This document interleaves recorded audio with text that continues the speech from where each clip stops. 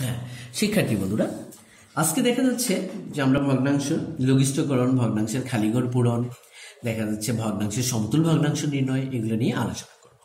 এখন ভগ্নাংশ, ভগ্নাংশ কথাটা ভাঙা ভাঙা অংশের সাথে জড়িত। যেমন সেটা কোনো একটা বস্তু বা কোনো একটা সংখ্যার ভাঙা একটা অংশ, খণ্ডিত অংশ। তার মানে কোনো একটা বস্তু বা কোনো একটা সংখ্যার খণ্ডিত অংশকে বলা হয় ভগ্নাংশ। এখন দেখা যাচ্ছে যে এখানে দুইটা গোলাকার বস্তু দেখা যাচ্ছে।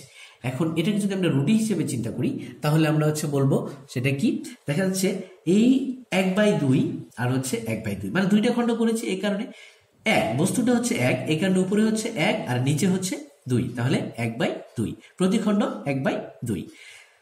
যেমন এখানে আমরা যদি খেয়াল করি, এই রুটিটাকে আমরা 4টা খণ্ড করেছি, এদিকে একটা করেছি, এদিকে একটা করেছি, 1 2 3 4। আমরা প্রতি খণ্ডকে লিখেছি 1/4 1/4, কারণ এখানে মোট খণ্ড 4টা, এই কারণে নিচে 4, আর এখানে প্রতি খণ্ডের মান 1, এই কারণে উপরে 1 দিয়ে আমরা নিচে 4 লিখেছি, 1/4।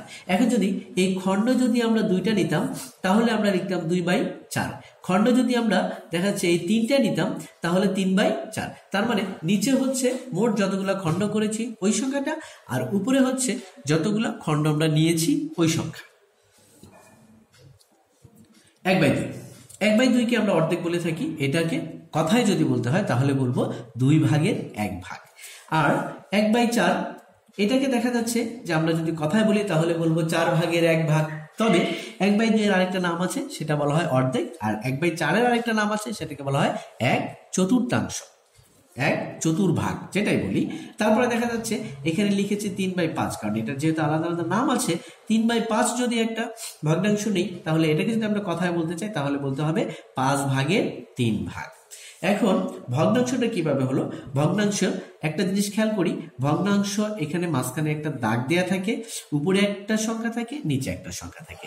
এই দাগটা কিন্তু দেখা যাচ্ছে যে ভাগ হিসেবে কাজ করে। তার মানে যতগুলা ভাগ করেছি, মোট বস্তুটাকে আমরা দেখা যাচ্ছে যে এখানে যতগুলা খণ্ড সেটাকে লব হিসেবে, আর মোট ভাগটাকে আমরা হর হিসেবে নিতে পারি।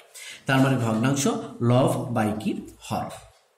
এখন এই যে লব বাই হর যে আমরা লিখেছি, যেমন এখানে একটা রুটিকে আমরা দুইটা খণ্ড করেছি, তাহলে এখানে 1/2 লিখেছি। 1 লব, নিচে 2 হর। ভগ্নাংশ, ভগ্নাংশ আবার বিভিন্ন প্রকারেরও হতে পারে। যেমন প্রথম ভগ্নাংশটাকে আমরা 2 ভাগে ভাগ করি, একটা সাধারণ ভগ্নাংশ আর একটা দশমিক ভগ্নাংশ। এখন সাধারণ ভগ্নাংশটাকে আবার 3 ভাগে ভাগ করা যায়।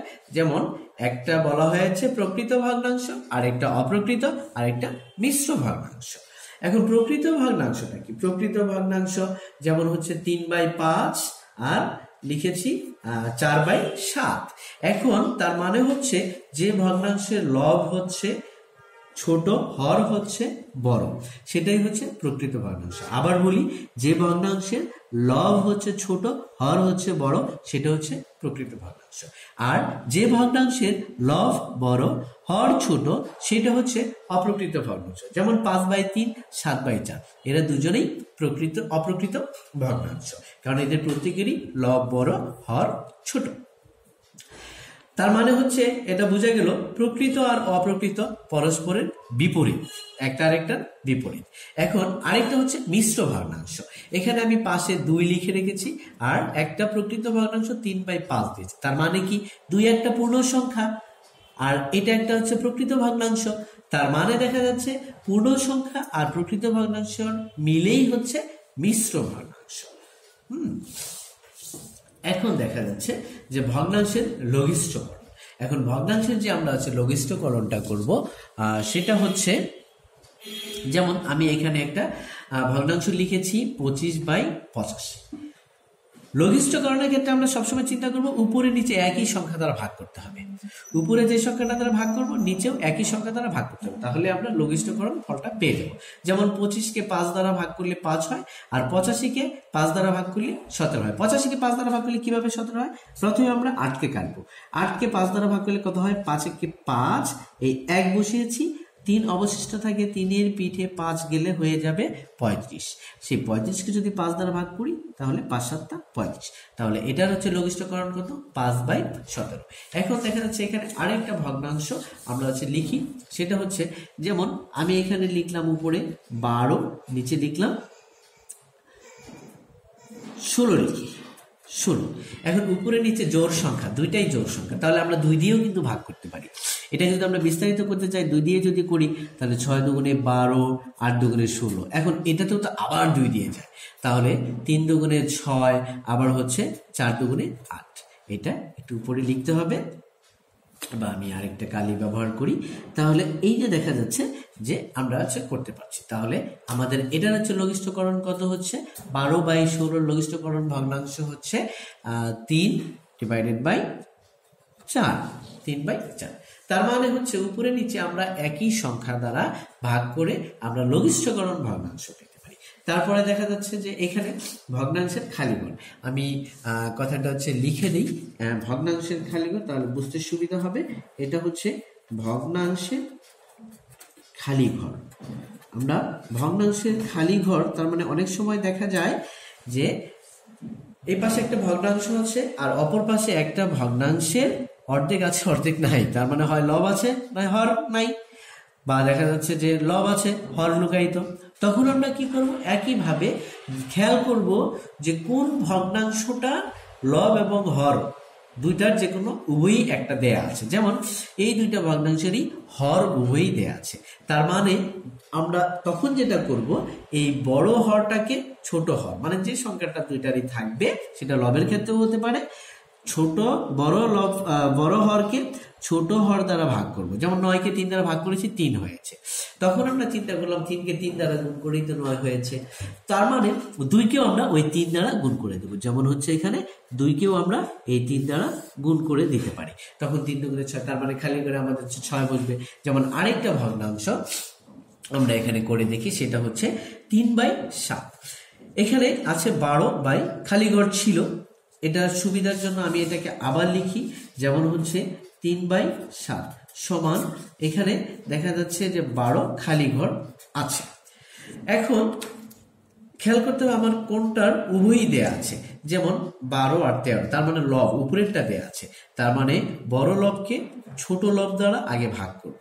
তাহলে কত হয়, 12কে যদি 3 দ্বারা ভাগ করি কত হবে, 4 হবে। তার মানে 4কে 3 দ্বারা গুণন করেই তো দেখা যাচ্ছে 12 পেয়েছি।